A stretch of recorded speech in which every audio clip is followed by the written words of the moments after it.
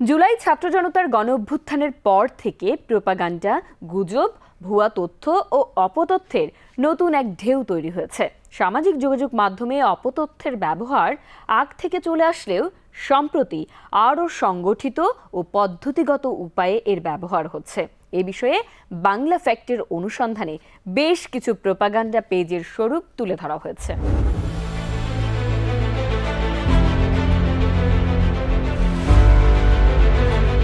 জুলাই গণঅভ্যুত্থানের পর অনলাইনে গজিয়ে উঠেছে এক সারি প্রোপাগান্ডা ওয়েব পোর্টাল ও ফেসবুক পেজ। এসবের বিষয়বস্তু বিশ্লেষণ করলে দেখা যায় এসব ওয়েব পোর্টাল ও পেজের সাথে আওয়ামী লীগের সম্পৃক্ততা প্রবল এবং তাদের অন্যতম কাজ হচ্ছে আওয়ামী লীগের দলীয় প্রোপাগান্ডা ও বয়ান ফেরি করে বেড়ানো।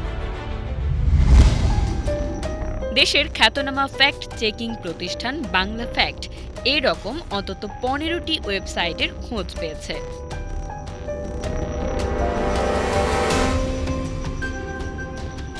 আওয়ামী লীগ সংশ্লিষ্ট বিভিন্ন পেজ ও অ্যাকাউন্ট থেকে এসব পোর্টালের সংবাদ মতামত নিয়মিত শেয়ার দেওয়া হয়। আওয়ামী লীগ ঘনিষ্ঠ ব্যক্তি বা প্রতিষ্ঠান ও সমর্থকদের পাশাপাশি সাধারণ নাগরিকরাও এই ধরনের অপতথ্যে বিভ্রান্ত হন। প্রোপাগান্ডা পোর্টালগুলোর মধ্যে সবচেয়ে প্রাতিষ্ঠানিক কাঠামোতে গড়া হয়েছে বিডি ডাইজেস্ট। সাধারণ একটি নিউজ পোর্টালের মতোই এটি বাংলা ও ইংরেজি দুই ভাষাতেই নিয়মিত সংবাদ প্রকাশ করে চলছে।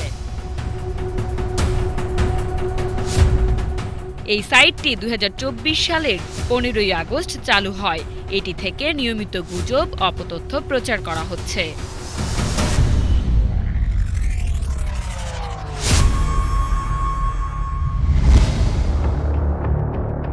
বিডি ডাইজেস্ট চালুর 3 দিন পরই 18 আগস্ট 2024-এ দ্য ভয়েস নামের একটি ওয়েবসাইটের ডোমেইন নিবন্ধিত হয়। সাইটটির বিন্যাস আন্তর্জাতিক গণমাধ্যমের মতো, কিন্তু সাইটটিতে বাংলাদেশ সম্পর্কিত সংবাদেরই আধিক্য চোখে পড়ে।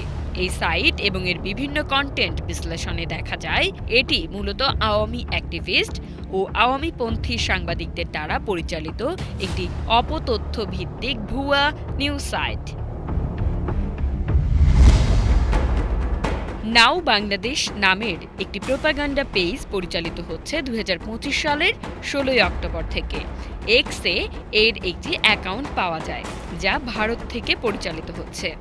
এটি থেকে নিয়মিত গুজব, অপতথ্য ও মিথ্যে সংবাদ ছড়ানো হয়।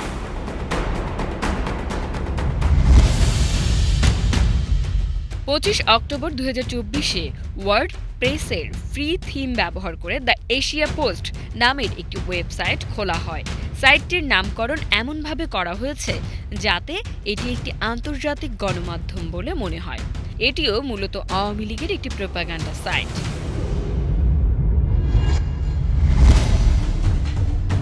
মুক্তি বার্তা 71 নামে এবছর জানুয়ারিতে একটি ফেসবুক পেজ ও ওয়েবসাইট চালু করা হয়, যার মোটো প্রতিদিনের সত্য খবরের প্রত্যয়। এটির ফেসবুক পেজের কন্টেন্ট পর্যবেক্ষণে দেখা যায় এখানে নিয়মিতভাবে শেখ হাসিনার বাণী, বক্তব্য ও দলীয় বয়ান ভিত্তিক কন্টেন্ট প্রচার করা হচ্ছে এবং গুজব, অপতথ্য ছড়ানো হচ্ছে।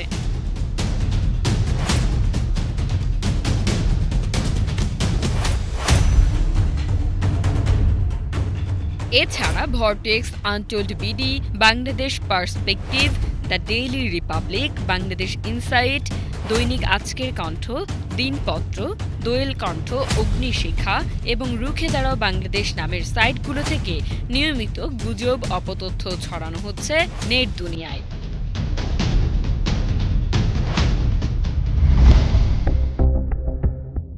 পর্যবেক্ষণে দেখা যায় এসব প্ল্যাটফর্মের একটি থেকে অন্যটির পোস্ট শেয়ার দেওয়া হচ্ছে। আওয়ামী লীগের নেতৃবৃন্দ এসব প্ল্যাটফর্মের আলোচনা অনুষ্ঠানে আসছেন। দলটির অফিসিয়াল পেজগুলো ও নেতৃবৃন্দের ভেরিফাইড অ্যাকাউন্ট থেকে এসব ভুয়া নিউজ সাইটের বিভিন্ন লিঙ্ক শেয়ার করা হচ্ছে।